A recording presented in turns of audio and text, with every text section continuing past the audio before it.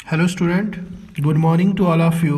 देखो, last time मैंने आपको बताया था थर्मोडायनेमिक्स मैं इंट्रोडक्शन मतलब थर्मोडायनेमिक्स क्या है आपका, और मैंने ये भी बताया था कि जो थर्मोडायनेमिक्स है ये आप क्या बोलते हैं केमिस्ट्री में भी पढ़ोगे, ये 11th का टॉपिक है हमारा, और फिजिक्स में भी पढ़ोगे।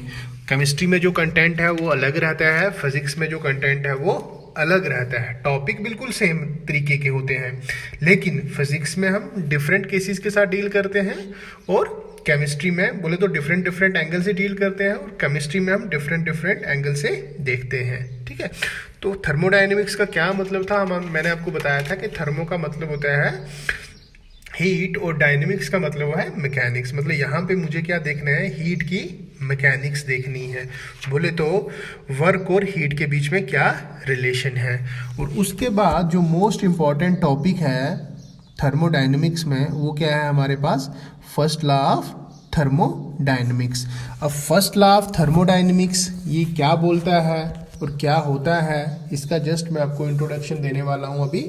तो फर्स्ट लॉ ऑफ थर्मोडायनेमिक्स बोले तो कि अगर आपने किसी सिस्टम को अगर कोई हीट देते हो, अगर किसी सिस्टम को हीट देते हो, उससे पहले सिस्टम के बारे में बता देता हूँ। सिस्टम क्या होता है हमारे पास, सिस्टम बोले तो एक वॉल्यूम, एक बॉडी जिसको हम इमेजिन कर रहे हैं, जिस पे हम इस वक्त कंसंट्रेट कर रहे हैं, दैट इज सिस्टम।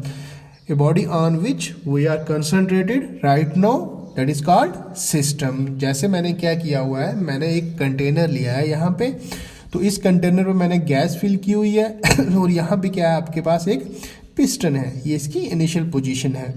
अब देखो हम क्या करने वाले हैं यहाँ पे, जैसे ही हम इसको हीट सप्लाई करेंगे, गैस को हीट सप्लाई करने से क्या होगा, इसका टेम्परेचर इंक्रीज हो जाएगा। जैसे ही हम इसको हीट सप्लाई करेंगे इसका टेम्परेचर इंक्रीज हो जाएगा। बोले तो जो डेल्टा क्यू है, डेल्टा क्यू ये सारा का सारा इसकी that goes in changing internal energy, सारी की सारी इसकी इंटरनल एनर्जी चेंज करने में जाएगा।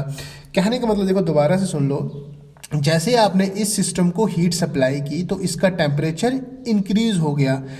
अगर सिस्टम का टेम्परेचर इंक्रीज हो रहा है तो उसका मतलब ये हुआ कि उसके अंदर की एनर्जी बढ़ रही है, उसके अंदर की एनर्जी बढ़ रही है, उसकी इंटरनल एनर्जी बढ़ रही है। यानी कि इंटरनल एनर्जी का चेंज टेम्परेचर की फॉर्म में ऑब्जर्व किया जाता है, विजिबल होता है।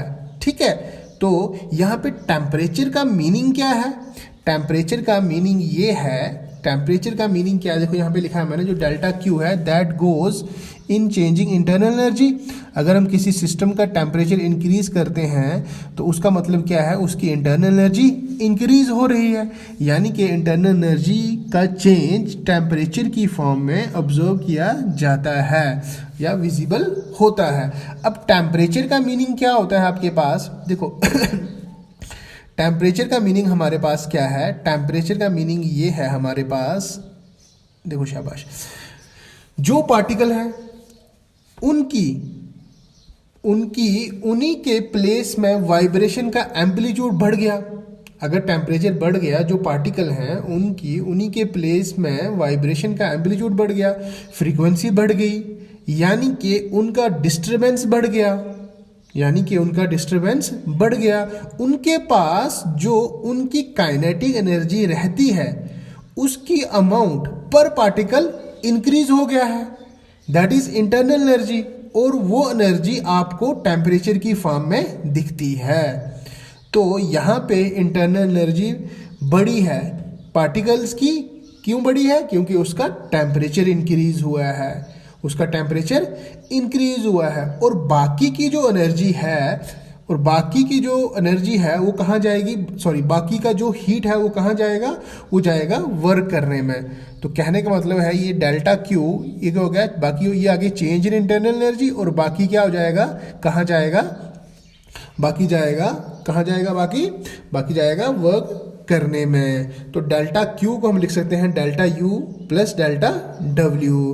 तो इससे क्या होगा आपके पास, तो उसकी टेम्परेचर इंक्रीज करने से क्या होगा, टेम्परेचर इंक्रीज करने से उसकी इंटरनल एनर्जी इंक्रीज हो जाएगी, पार्टिकल्स की वाइब्रेशन इंक्रीज हो जाएगी, तो उसका वॉल्यूम भी बढ़ जाएगा, तो उसका वॉल्यूम भी बढ़ जाएगा। ठीक है, तो ये आपके पास वर्क डन बाय सिस्टम। अब जो स्टार्टिंग में आपके पास जो डायग्राम थी उसकी अगर मैं एफबीडी अब बनाऊं, तो एफबीडी बना के आपको यहाँ पे दिखाऊं, ये देखो ध्यान से, ये आपके पास मैंने लिया हुआ था कंटेनर।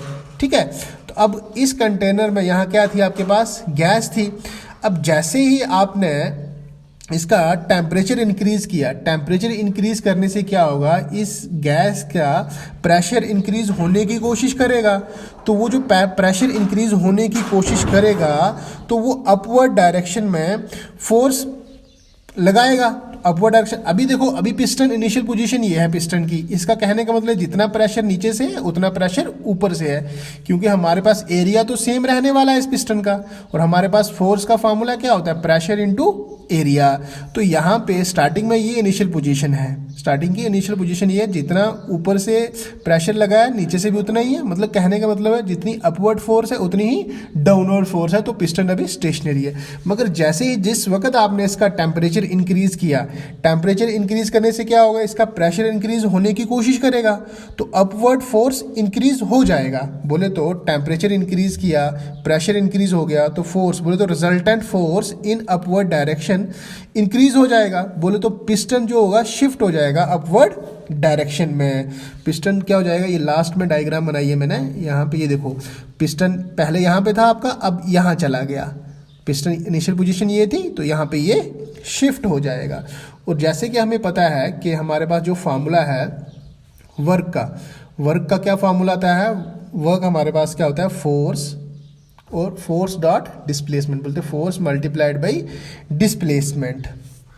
तो ये जो ऊपर की तरफ, ये जो वर्क क्या है, ये जो फोर्स है जो ऊपर की तरफ लगा है यहाँ पे, ठीक है, ऊपर की तरफ पिस्टन की तरफ जो रिजल्टेंट फोर्स अपवर्ड डायरेक्शन में आ गई है। कहने का मतलब मेरा ये है, ये जो गैस है, गैस ने क्या किया है, एक्स्ट्रा प्रेशर जनरेट किया है, उस प्रेशर ने पिस्टन को ऊपर की तरफ धकेला है, तो this is work done by system. तो इसको क्या बोलते हैं हम, वर्क डन बाय सिस्टम। तो ये हमारे पास जैसे है delta Q equal to delta U plus delta W. Delta Q क्या है, आपने हीट सप्लाई टू सिस्टम, और डेल्टा यू क्या है, चेंज इन इंटरनल एनर्जी, और डेल्टा डब्ल्यू क्या है, work done by the system. This is first law of thermodynamics. और ये जस्ट इंट्रोडक्शन है, अभी मुझे इस पे बहुत सारी चीजें बतानी है, बहुत ज्यादा काम करना है अभी इस पे, ठीक है। उसके बाद देखो, ये जो है द फर्स्ट लॉ ऑफ, इसको क्या बोलते हैं, फर्स्ट लॉ ऑफ थर्मोडायनेमिक्स का जस्ट मैंने आपको इंट्रोडक्शन दिया है, जस्ट इंट्रोडक्शन दिया है। इसमें मैंने तीन चीजें यूज की, एक आ गया heat supplied, internal energy of the system, और work done by the system. ये जो तीनों चीजें हैं मुझे बहुत अच्छे से आपको ये समझानी है। इन तीनों चीजों को बहुत अच्छे से हम पढ़ेंगे। पहले हम पढ़ेंगे इंटरनल एनर्जी क्या होती है, internal energy of the system क्या होती है, उसके बाद देखेंगे work done by the system, फिर देखेंगे हम हीट सप्लाइड। कहने का मतलब यह है कि किस कंडीशन में कैसा वर्क होगा ये हमें देखना है। मान लो एक ऐसा सिस्टम है, उसका वॉल्यूम एक्सपेंशन हो ही नहीं सकता। मान लो कोई एक ऐसा सिस्टम लिया, उसका वॉल्यूम का एक्सपेंशन हो ही नहीं सकता, तो वर्क डन होगा कि नहीं होगा, तो ये सब हमको देखना है, ठीक है। तो अब हम देखेंगे इंटरनल एनर्जी के बारे में। तो अगर हमें फर्स्ट लॉ ऑफ थर्मोडायनेमिक्स को अंडरस्टैंड करना है तो हमें internal energy, heat supplied, work done by the system, ये सारी चीज़ें, तीनों चीज़ें हमें बहुत अच्छे से क्लियर होनी चाहिए।